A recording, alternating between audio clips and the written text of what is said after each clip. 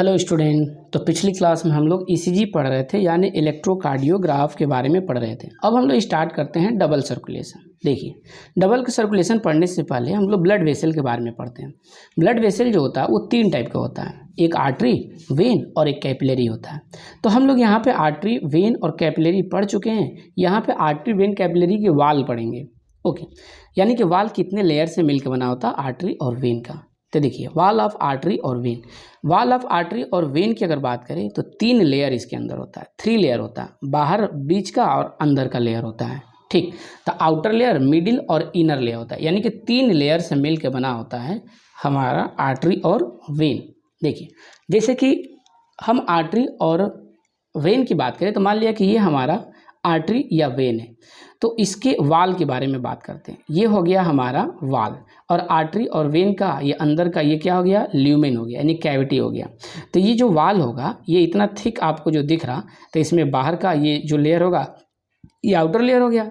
फिर अंदर वाला जो लेयर होगा सबसे अंदर, ये इनर, और ये बीच का जो होगा ये मिडिल लेयर हो गया। ओके, तो आउटर लेयर जो होता है, यानी कि बाहर वाला जो लेयर होता है, उसको ट्यूनिका एक्सटर्ना कहा जाता है। एक्स का मतलब आउटर, बाहर होता है। और ये बना किसका होता है, तो ये फाइब्रस कनेक्टिव टिश्यू का बना होता है, जिसमें कोलेजन फाइबर भी होता है। कोलेजन फाइबर इसको मजबूती प्रोवाइड करता है, स्ट्रेंथ प्रोवाइड करता है। ओके, उसके बाद होता है मिडिल लेयर। तो मिडिल लेयर की अगर बात करें तो मिडिल लेयर जो होता है इसको ट्यूनिका मीडिया, मीडिया यानी कि बीच का, मिडिल होता है, ट्यूनिका मीडिया कहते हैं। और ये बना किसका होता है, तो ये बीच वाला जो पार्ट है तो ये मसल का बना होगा, तो ये होता है स्मूथ मसल। देखिए, जो भी इंटरनल आर्गन है हमारे बॉडी के, जो भी अंदर आर्गन होता है उसके अंदर जो मसल लगा होता है उसको स्मूथ मसल ही कहा जाता है। हमारे अगर हड्डी की बात करें तो स्केलेटन से जो मसल लगा होता है हड्डी से, उसको स्केलेटन मसल कहते हैं। और इंटरनल आर्गन में जो मसल होता है उसको स्मूथ मसल। और हार्ट में एक अलग टाइप का मसल होता है जो बता चुका हूँ, उसको कार्डियक मसल कहा जाता है। और इसके अंदर कुछ फाइबर होते हैं, इलास्टिक फाइबर, जो इस ब्लड वेसल को इलास्टिसिटी प्रोवाइड करते हैं। इलास्टिक फाइबर होता है इसके अंदर। उसके बाद तीसरा है इनर लेयर। इनर लेयर को ट्यूनिका इंटरना या इंटीमा कहा जाता है। ओके, और ट्यूनिका इंटरना या इंटीमा जो होता है वो स्क्वेमस इपिथेलियम का बना होता है। देखिए, जहाँ भी स्क्वेमस इपिथेलियम होता है वहाँ पे डिफ्यूजन होता है। जो चूँकि ब्लड वेसल के अंदर ब्लड फ्लो करता है, तो ब्लड फ्लो करता है तो उसके अंदर ऑक्सीजन न्यूट्रिएंट्स भी फ्लो कर रहा है, तो वो ऑक्सीजन न्यूट्रिएंट्स निकल के टिश्यू के अंदर आना है। तो स्क्वेमस इपिथेलियम जो होगा इससे डिफ्यूज होके वो ऑक्सीजन न्यूट्रिएंट्स टिश्यू के अंदर आ जाता है, और जो भी टिश्यू के अंदर वेस्ट प्रोडक्ट बनता है वो वेस्ट प्रोडक्ट इसी स्क्वेमस इपिथेलियम से डिफ्यूज होके ब्लड के अंदर चला जाता है। तो हम लोग पढ़ चुके हैं आर्टरी और वेन के वाल जो 3 लेयर का बना होता है उसके बारे में। ओके, तो अब हम लोग स्टार्ट करते हैं डबल सर्कुलेशन, जो कि पहले ही हेडिंग देखे थे हम लोग, डबल सर्कुलेशन। डबल सर्कुलेशन का मतलब क्या हुआ भाई? डबल सर्कुलेशन का मतलब होता है कि 2 सर्कुलेशन होता है हमारे हार्ट के अंदर, यानी कि बॉडी के अंदर 2 सर्कुलेशन होता है। 2 सर्कुलेशन का मतलब क्या हुआ कि जो ब्लड होता है हमारे हार्ट से 2 टाइम्स गुजरता है। जब बॉडी से ब्लड हमारा निकलता है तो हार्ट से एक बार निकल के जाके लंग्स में जाता है, और लंग्स से होके फिर से हार्ट में जाता है। तो इसी को 2 सर्कुलेशन यानी कि 2 सर्कुलेशन कहा जाता है। और इस 2 सर्कुलेशन का नाम दे दिया गया, एक को पल्मोनरी सर्कुलेशन और एक को सिस्टेमिक सर्कुलेशन कहते हैं। इसे पढ़ने से पहले हम लोग ये जो है ग्राफ के बारे में पहले देखते हैं। देखिए, जो डबल सर्कुलेशन यानी कि 2 सर्कुलेशन होता है वो बर्ड्स और मैमल के हार्ट में होता है। तो मान लिया कि ये बर्ड्स और मैमल का हार्ट हो गया, जिसके अंदर ये 4 चेम्बर हो गया। ओके, तो सबसे पहले जो ये बॉडी है, बॉडी के अंदर जो होता है टिश्यू होता है, और टिश्यू में मैं बता चुका, ये ग्राफ को मैं बता चुका हूँ। टिश्यू के अंदर होता है रिस्पायरेशन, तो रिस्पायरेशन में ग्लूकोज ऑक्सीजन से मिलता है और CO2 बनता है। इस CO2 को ये ब्लड में डाल देते हैं, और ये ब्लड इस ब्लड वेसल से होके हार्ट के पहला चेम्बर राइट एट्रिया के अंदर आता है, और इस ब्लड वेसल को वेना कावा कहते हैं। ये CO2 को लेकर आ रहा, तो इसको कहेंगे डीऑक्सीजनेटेड ब्लड आ रहा। राइट एट्रिया से ब्लड राइट वेंट्रिकल में डीऑक्सीजनेटेड ब्लड, और डीऑक्सीजनेटेड ब्लड इस ब्लड वेसल से होके लंग्स में आ जाता है। इस ब्लड वेसल का नाम होता है पल्मोनरी आर्टरी। हार्ट से ब्लड आ रहा आर्गन की तरफ तो आर्टरी नाम होगा, और आर्गन है पल्मोनरी यानी कि लंग्स है, तो इसलिए पल्मोनरी आर्टरी नाम होगा। जैसे ही CO2 लंग्स में आता, इस CO2 को बॉडी से लंग्स से बाहर कर देते हैं और ऑक्सीजन को अंदर ले लेते हैं। जैसे ऑक्सीजन अंदर आया, ब्लड कैसा हो गया, ऑक्सीजनेटेड ब्लड हो गया, यानी कि ये ब्लड ऑक्सीजनेटेड है। अब ये ब्लड जाएगा बॉडी के एक चेम्बर के पास जिसका नाम होगा लेफ्ट एट्रिया, और इस ब्लड वेसल का नाम होगा पल्मोनरी वेन। क्योंकि ये ब्लड आर्गन से हार्ट की तरफ जा रहा है तो ये वेन नाम होगा, और ये आर्गन पल्मोनरी है तो इसका नाम होगा पल्मोनरी वेन। ऑक्सीजनेटेड ब्लड आया, देखिए इधर जितना मैं रेड से बनाया हूँ ये सब ऑक्सीजनेटेड ब्लड है, और जो ब्लू से बना है वो डीऑक्सीजनेटेड ब्लड है। ऑक्सीजनेटेड ब्लड आ गया लेफ्ट एट्रिया से लेफ्ट वेंट्रिकल में, और लेफ्ट वेंट्रिकल से ब्लड निकल के ऑक्सीजनेटेड जाएगा बॉडी में, और जो लेके जाएगा ब्लड वेसल उसका नाम होगा एरोटा, या हम कहेंगे लार्ज आर्टरी। आर्टरी जब डिवाइड होता है तो आर्टरियोल में बढ़ जाता है, और ये फिर बॉडी के अंदर चला गया। ऑक्सीजन फिर से बॉडी इसको यूज करेगा, ग्लूकोज को यूज करेगा, तोड़ेगा, CO2 बनेगा, फिर CO2 को डाल दिया जाएगा। यानी कि देखिए एक बार फिर हार्ट से बॉडी से ब्लड निकला, हार्ट से गुजरा और लंग्स में आया, और फिर यही ब्लड घूम के हार्ट में फिर से गया और फिर बॉडी में जा रहा, 2 बार सर्कुलेट कर रहा ब्लड हमारी बॉडी के अंदर, हार्ट के अंदर। इसी को कहेंगे डबल सर्कुलेशन। चलिए, तो डबल सर्कुलेशन 2 टाइप का है भाई, एक पल्मोनरी सर्कुलेशन है और एक सिस्टेमिक सर्कुलेशन है। पल्मोनरी सर्कुलेशन मतलब पल्मोनरी हम कॉमन टर्म किसके लिए यूज करते हैं, लंग्स के लिए यूज करते हैं। तो पल्मोनरी सर्कुलेशन में क्या होगा, हार्ट से जो ब्लड निकलेगा वो लंग्स में जाएगा, और फिर लंग्स से निकलेगा तो हार्ट में जाएगा। तो हम यहाँ पे पल्मोनरी सर्कुलेशन के लिए लिख सकते हैं टू एंड फ्रॉम लंग्स, यानी कि लंग्स से सर्कुलेशन होगा, टू एंड फ्रॉम लंग्स, इसी को कहेंगे पल्मोनरी सर्कुलेशन। देखिए, तो पल्मोनरी सर्कुलेशन में स्टार्ट कहाँ से होगा, यानी कि हार्ट से ब्लड पहले लंग्स में कौन से चेंबर से आएगा। तो देखिए यहाँ पे पहले देख लेते हैं, तो लंग्स में ब्लड, ये ब्लड वेसल लेके आ रहा, और कौन चेंबर है, तो राइट वेंट्रिकल है। यहाँ से ब्लड निकलेगा तो लंग्स में आएगा, और इसका नाम होगा पल्मोनरी आर्टरी। तो देखिए पल्मोनरी आर्टरी से ब्लड आ रहा है डीऑक्सीजनेटेड ब्लड, क्यों, क्योंकि यहाँ से ये डीऑक्सीजनेटेड ब्लड बॉडी से अभी हो क्या रहा, अभी ऑक्सीजनेशन इसका नहीं हुआ, तो डीऑक्सीजनेटेड ब्लड आएगा, पल्मोनरी आर्टरी लेके आएगा, लंग्स में आ गया। जैसे लंग्स में ब्लड आएगा, लंग्स से CO2 को तुरंत बाहर निकाल देंगे, एरो देखिए, यानी कि ये बाहर निकल रहा और ऑक्सीजन को ले लिया गया, यानी कि अब ब्लड कैसा हो गया, ऑक्सीजनेटेड ब्लड हो गया। अब इस ऑक्सीजनेटेड ब्लड को जो हमारा पल्मोनरी वेन होगा, देखिए ये ऑक्सीजनेटेड ब्लड यहाँ पे आ गया, तो ये ब्लड वेसल जिसका नाम होगा पल्मोनरी वेन कहाँ पे लेके जाएगा, लेफ्ट एट्रिया में लेके जाएगा। तो यहाँ से blood pulmonary vein left atria के अंदर लेके आ गया, और ये सर्कुलेशन पूरा कहलाएगा पल्मोनरी सर्कुलेशन। ओके, अब देखिए हम देखते हैं सिस्टेमिक सर्कुलेशन। तो सिस्टेमिक सर्कुलेशन में क्या होता है भाई, देखिए सिस्टेमिक सर्कुलेशन का मतलब हुआ टू एंड फ्रॉम बॉडी। तो टू एंड फ्रॉम बॉडी हो रहा था, इसको सिस्टेमिक सर्कुलेशन क्यों कह रहे हैं, क्योंकि बॉडी हमारा एक सिस्टम है, कई सारा इसके अंदर सिस्टम बना हुआ है, तो इसको कहेंगे सिस्टमेटिक सर्कुलेशन। तो कहाँ से बॉडी में ब्लड आता है, तो बॉडी के अंदर ब्लड हार्ट के कौन सा चेंबर से आ रहा है, तो देखिए ये ब्लड लेके आ रहा है बॉडी के अंदर, और हार्ट का ये कौन सा चेंबर है, तो लेफ्ट वेंट्रिकल है। तो लेफ्ट वेंट्रिकल से ब्लड आएगा, लेकिन ये ब्लड कैसा होगा, ऑक्सीजनेटेड ब्लड होगा। ऑक्सीजनेटेड ब्लड आएगा, और उस ब्लड में कुछ न्यूट्रिएंट्स भी मिले होंगे, जैसे ग्लूकोज हो गया, मिला होगा। कौन लेके आएगा, तो मैं बताया था कि इसका नाम होगा एरोटा नाम होता है इसका, ठीक है। तो कौन लेके आएगा, एरोटा, या आर्टरी भी बोलेंगे इसको। आर्टरी जब डिवाइड होता है तो आर्टरियोल बनता है, और ये ब्लड कहाँ पे लेके आ गया, बॉडी के अंदर लेके आ गया भाई। बॉडी के अंदर बहुत सारे आर्गन है, टिश्यू है, तो आर्गन और टिश्यू भी लिख सकते हैं, और यहीं बॉडी के अंदर हो जाएगा रिस्पायरेशन, यानी ग्लूकोज, ऑक्सीजन जो आ गया है यहाँ पे, ऑक्सीजन मिल जाएगा और एनर्जी बनेगा, और CO2 बन जाएगा यहाँ पे। तो जो CO2 यहाँ पे बनेगा, इस CO2 को क्या करेंगे, अब फिर से बॉडी से बाहर निकालेंगे भाई। तो बॉडी से CO2 कब बाहर निकलेगा, जब इसको लंग्स के पास भेज देंगे। तो ब्लड जो होगा बॉडी से कौन लेके आएगा, देखिए ये है बॉडी, और यहाँ पे CO2 को मिला देंगे, तो यहाँ से बॉडी से ये ब्लड वेसल आएगा, और कहाँ पे, राइट एट्रिया के अंदर आ जाएगा, और इस ब्लड वेसल का नाम होगा वेना कावा। तो डीऑक्सीजनेटेड ब्लड बॉडी से निकलेगा, वेना कावा इसको लेके आएगा, या यही लार्ज वेना कावा, क्या लार्ज वेन है, और वेन जब डिवाइड होता है तो वेन्यूल बनता है, तो राइट एट्रिया के अंदर ब्लड चला जाता है। ओके, तो हम लोग 2 सर्कुलेशन देख लिए।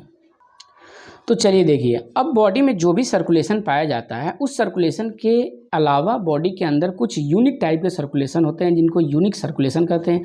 और वो यूनिक सर्कुलेशन जो होता है वो यहाँ पे एनसीईआरटी में इस चैप्टर में 2 दिया है, एक कोरोनरी सर्कुलेशन होता है और एक हिपैटिक पोर्टल सर्कुलेशन होता है।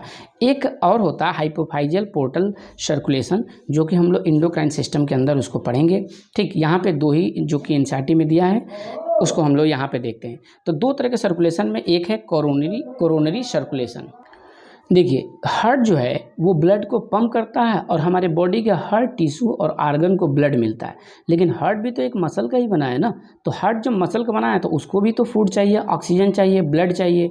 तो हार्ट के मसल को, हार्ट के टिश्यू को जो ब्लड वेसल ब्लड लेके जाता है और जो लेके आता है, दो टाइप के होते हैं ब्लड वेसल, अभी बताएंगे कौन से, जो कि आपको दिख रहा है।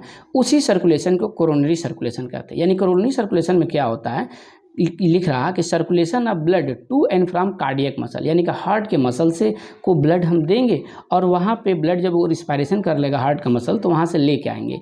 इसी सर्कुलेशन को कोरोनरी सर्कुलेशन कहते हैं।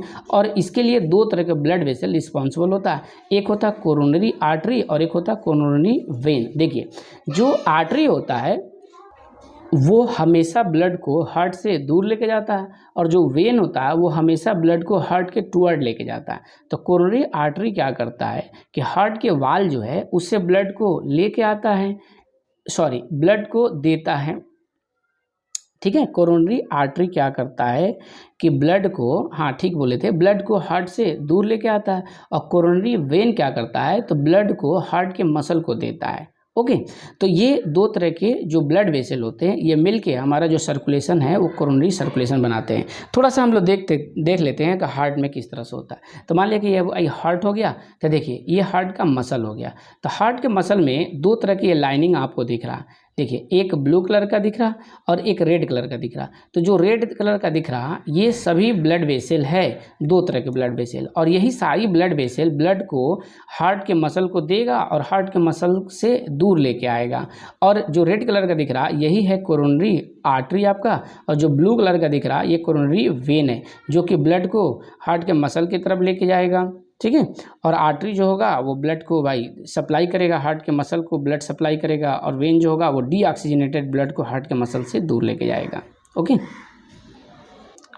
तो दो तरह के ब्लड वेसल जो होता है इसके लिए रिस्पॉन्सिबल होता है, एक कोरोनरी आर्टरी और एक होता है कोरोनरी वेन होता है। तो आर्टरी क्या करेगा, कोरोनरी आर्टरी क्या करेगा भाई, तो ब्लड को हार्ट के मसल को देगा, और वेन क्या करेगा तो ब्लड को हार्ट के मसल से दूर लेके जाएगा। यानी कि हार्ट का मसल जो रिस्पायरेशन कर लेगा CO2 जो बन जाएगा उस CO2 को कोरोनरी वेन जो होगा हार्ट के मसल से दूर लेके जाएगा। ठीक है, थोड़ा सा इसको हम लोग इससे समझने की कोशिश करते हैं। देखिए ये हार्ट हो गया, तो हार्ट में ये आपको ये लाइनिंग दिख रहा, यही आपका कोरोनरी वेन और आर्टरी है। जो रेड कलर का आपको दिख रहा ये कोरोनरी आर्टरी है, और जो ब्लू कलर का ये दिख रहा ये कोरोनरी वेन है।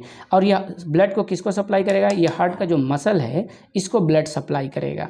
ठीक है, तो जो आर्टरी है वो ब्लड को हार्ट के मसल को देगा, और जो ये कोरोनरी वेन है हार्ट के मसल से ब्लड को दूर लेके जाएगा। ओके, दूसरा यूनिक सर्कुलेशन होता है हिपैटिक पोर्टल सिस्टम।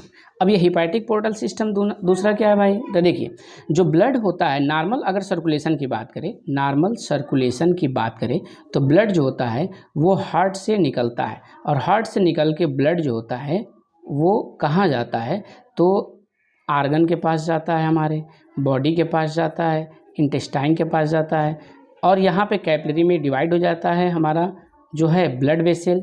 यहीं से आर्गन टिश्यू से ऑक्सीजन को दे देता है, जो भी CO2 बनता है यहीं से ले लेता है, और फिर ब्लड यहाँ से बॉडी से ब्लड वेसल निकलता है और चला जाता है कहाँ पे, हार्ट को। तो ये आर्टरी हो गया।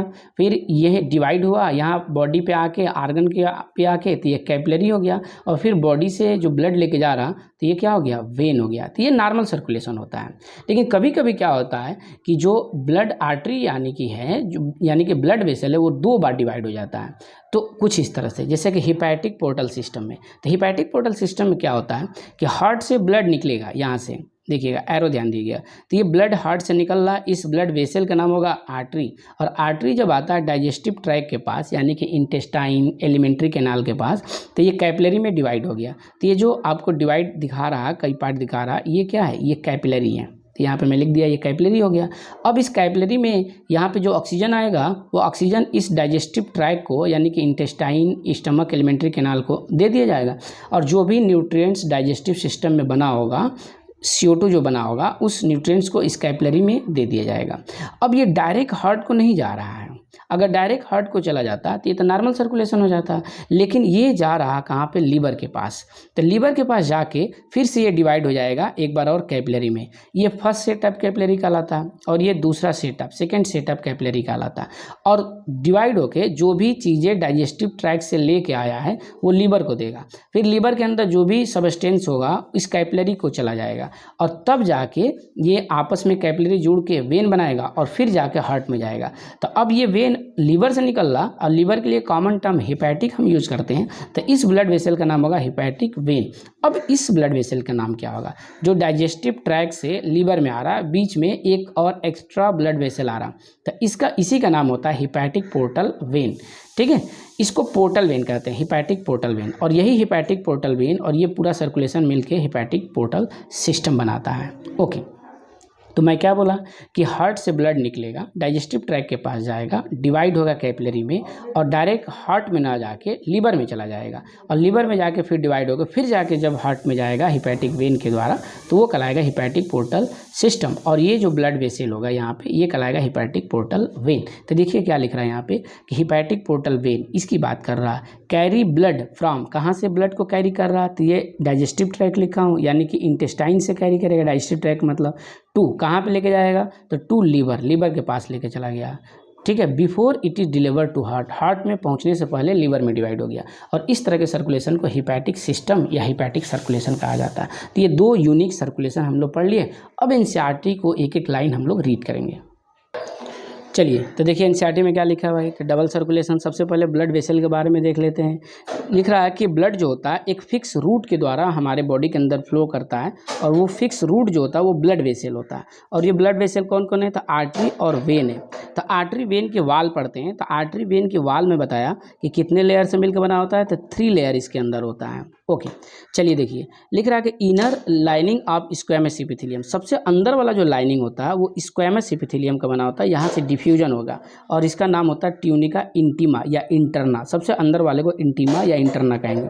उसके बाद होता है बीच का लेयर यानी कि मिडिल लेयर हो गया। तो मिडिल लेयर किसका बना होता है, स्मूथ मसल का बना होता है। इंटरनल आर्गन जो भी हमारा होता है वो एक मसल का बना होता है जिसको स्मूथ मसल कहते हैं। तो स्मूथ मसल का बना होता है जो कि इलास्टिक फाइबर भी इसके अंदर होता है। उसके बाद देखेंगे बीच वाला लेयर। तो बीच वाला जो लेयर होता है वो ट्यूनिका मीडिया होता है। बीच का मीडिया मतलब बीच वाला पार्ट होता है। और ये किसका बना होगा, तो बीच वाला स्मूथ मसल का है, इलास्टिक फाइबर है और इसी को कह रहे हैं ट्यूनिका मीडिया, बीच वाले को। अब देखिए लिख रहा है एंड एक्सटर्नल लेयर, सबसे बाहर वाला लेयर अगर देखेंगे तो ये फाइब्रस कनेक्टिव टिश्यू का बना होता है विथ कोलाजन फाइबर। इसके अंदर कुछ कोलाजन फाइबर भी होते हैं जो मजबूती स्ट्रेंथ प्रोवाइड करते हैं। और बाहर वाले का नाम होता है ट्यूनिका एक्सटर्ना। एक्स का मतलब होता है बाहर, एक्सटर्नल बाहर की तरफ होता है। ट्यूनिका मीडिया को लिख रहा है कि कंपैरेटिवली थिन होता है वेन के अंदर। हाँ, यही ट्यूनिका मीडिया जो होता है, मीडिया जो होता है वो थिन होता है वेन के अंदर और आर्टरी के अंदर थिक होता है। जैसे कि ये ब्लड वेसल में बनाऊं तो ये मैं बना दिया आर्टरी का ब्लड वेसल। तो आर्टरी का ब्लड वेसल का ये मीडिया वाला बीच वाला पार्ट बना दिया। तो ये ट्यूनिका मीडिया आर्टरी के अंदर थिक है। ठीक है, ये थिक होता है। और यही अगर वेन का मैं बनाऊं तो जो ट्यूनिका मीडिया होता है यानी कि बीच वाला जो होता है ये पतला होता है, थिन होता है। ये वेन का ट्यूनिका मीडिया जो होता है वो थिन होता है, पतला होता है। तो इसलिए वेन का जो अंदर का ल्यूमेन है वो वाइडर हो जाता है और आर्टरी का जो ल्यूमेन होता है ये वाल थिक होने की वजह से वो नैरो हो जाता है। ओके, तो कंपैरेटिवली कैसा है, थिन है। इतना देख लिया हम लोग। तो चलिए अब डबल सर्कुलेशन वाला पार्ट पढ़ते हैं। लिख रहा है कि ब्लड अगर पंप किया जाए किसके द्वारा, राइट वेंट्रिकल के द्वारा। यहाँ पे देखिए ये है राइट वेंट्रिकल। तो इसके द्वारा जब ब्लड पंप करेगा तो लंग्स में इंटर करेगा। तो इंटर इनटू पल्मोनरी आर्टरी, यहाँ से लंग्स में इंटर करेगा पल्मोनरी आर्टरी से होते हुए। तो ब्लड यहाँ से आया पल्मोनरी आर्टरी में, तो पल्मोनरी आर्टरी में आ गया। फिर लिख रहा है वेयर लेफ्ट वेंट्रिकल पंप, जब लेफ्ट वेंट्रिकल ब्लड को पंप करेगा तो कहाँ पे इंटर करेगा, एरोटा में। देखिए ये है लेफ्ट वेंट्रिकल, ये ब्लड को जब पंप करेगा तो कहाँ पे ब्लड आएगा, एरोटा के अंदर ब्लड आता है।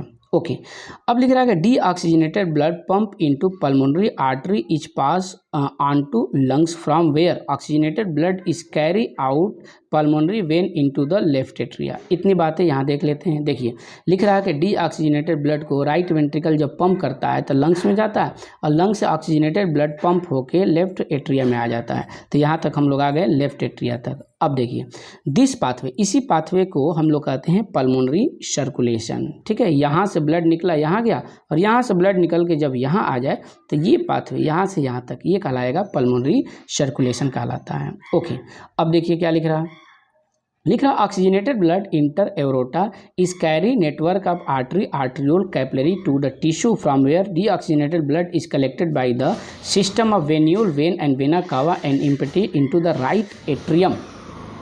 तो किसको लिख रहा है, यहाँ पे देखिए कि जब हम लोग ऑक्सीजनेटेड ब्लड को पंप करते हैं तो ऑक्सीजनेटेड ब्लड ये एरोटा में इंटर करता है या आर्टरी बोलिए या आर्ट्रियोल में बोलिए, ये ब्लड आता है बॉडी के अंदर, बॉडी में रिस्पायरेशन होता है तो CO2 यूज हो जाता है, फिर CO2 ब्लड में मिल जाता है तो बॉडी इस ब्लड को वेना कावा से होके वेन्यूल से होके और राइट एट्रिया में आ जाता है। ठीक है, तो ब्लड कहाँ पे आ गया, वेन्यूल वेन से होते हुए राइट एट्रिया में आ गया, यहाँ तक आ गए।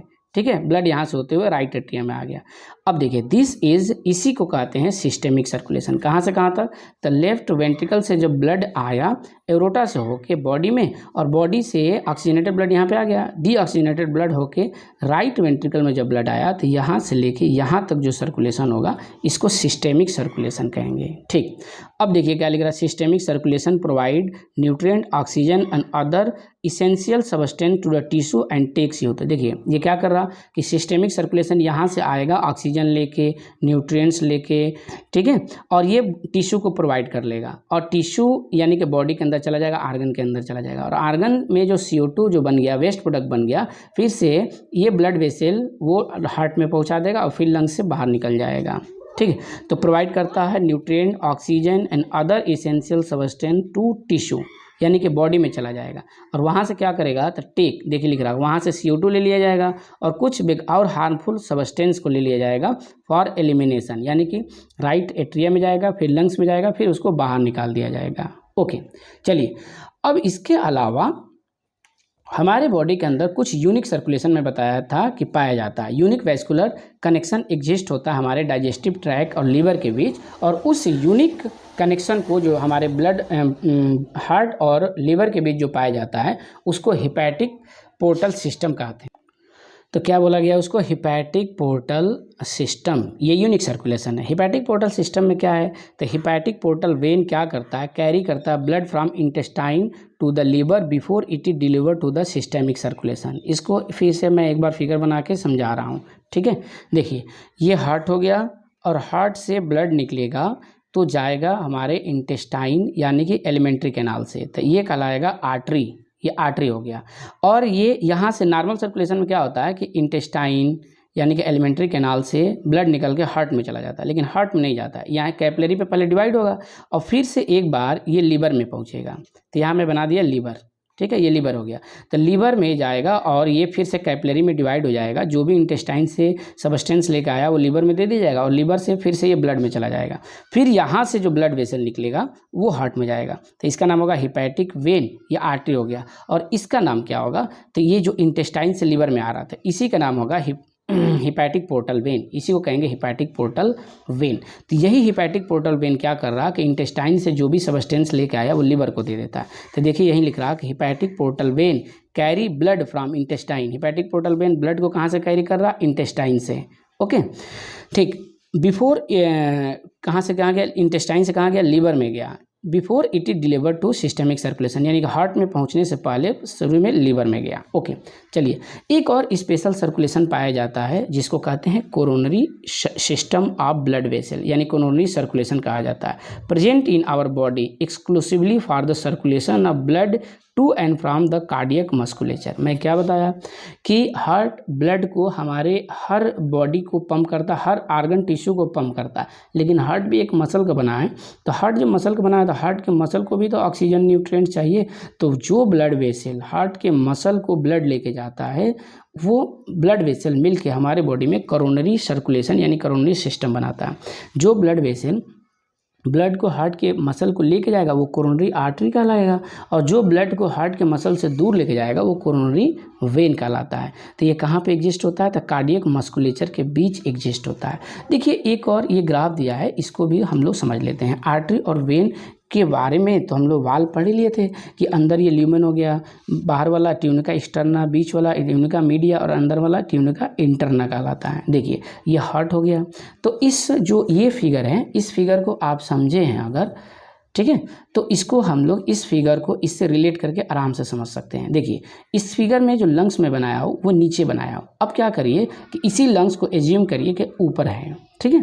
तो ऊपर है तो कैसे क्या होगा? देखिए यहाँ से राइट वेंट्रिकल से ब्लड निकलता है तो लंग्स में जाता है। तो यहीं से स्टार्ट करते हैं। तो मान लिया कि ये बॉडी पार्ट हो गया, तो बॉडी पार्ट से जो ब्लड निकलता है तो हार्ट में जाता है। तो हार्ट के कौन से चेंबर में जाता है? तो राइट एट्रिया में जाता है।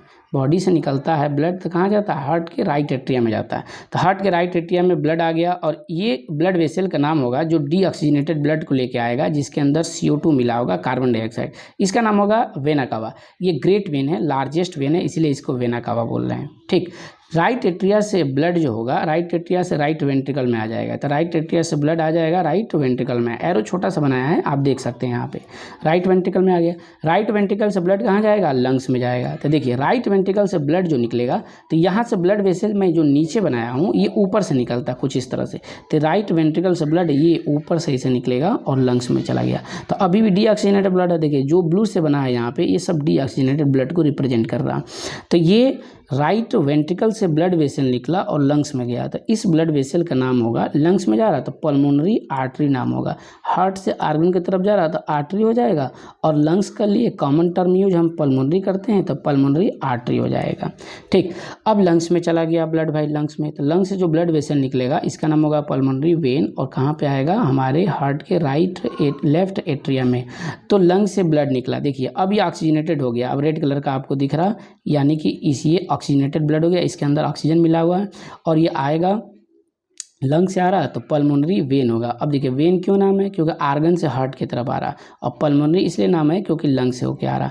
और हार्ट के कौन से चैम्बर में आएगा? तो लेफ्ट एट्रिया में आएगा। तो देखिए यहाँ से ब्लड आया हार्ट के लेफ्ट एट्रिया में, ये दिखाया है लेफ्ट एट्रिया आपको, ओके। अब ब्लड लेफ्ट एट्रिया से आ जाएगा लेफ्ट वेंट्रिकल में, और लेफ्ट एट्रिया से लेफ्ट वेंट्रिकल में जब ब्लड आएगा तो यहाँ से ब्लड वेसल ये निकल के बॉडी में चला जाएगा, ठीक। तो लेफ्ट एट्रिया से ब्लड देखिए अब यहाँ से निकल रहा है, ये यहाँ से देखिए, यहाँ से पाइप ये निकला, और एरो पे ध्यान दे सकते हैं। यहाँ से देखिए एरो ये छोटा सा दिखाया है, फिर ये एरो यहाँ से होते हुए बॉडी पार्ट में आ गया, ठीक। यहाँ से मैं ब्लड वेसल दिखाया था, यहाँ ये सिंपल फिगर है और इसी को ये बुक में दिया। तो ब्लड वेसल यहाँ से निकल के बॉडी में आ जाएगा, बॉडी पार्ट में आ जाएगा। फिर यहाँ पे रिस्पायरेशन होगा, CO2 बनेगा, फिर ब्लड यहाँ से निकलेगा राइट एट्रिया में, राइट वेंट्रिकल में, फिर लंग्स में जाएगा, लंग्स से फिर निकलेगा लेफ्ट एट्रिया में, फिर लेफ्ट वेंट्रिकल में, और फिर बॉडी के अंदर यहाँ से ब्लड निकल के चला जाता है, ओके।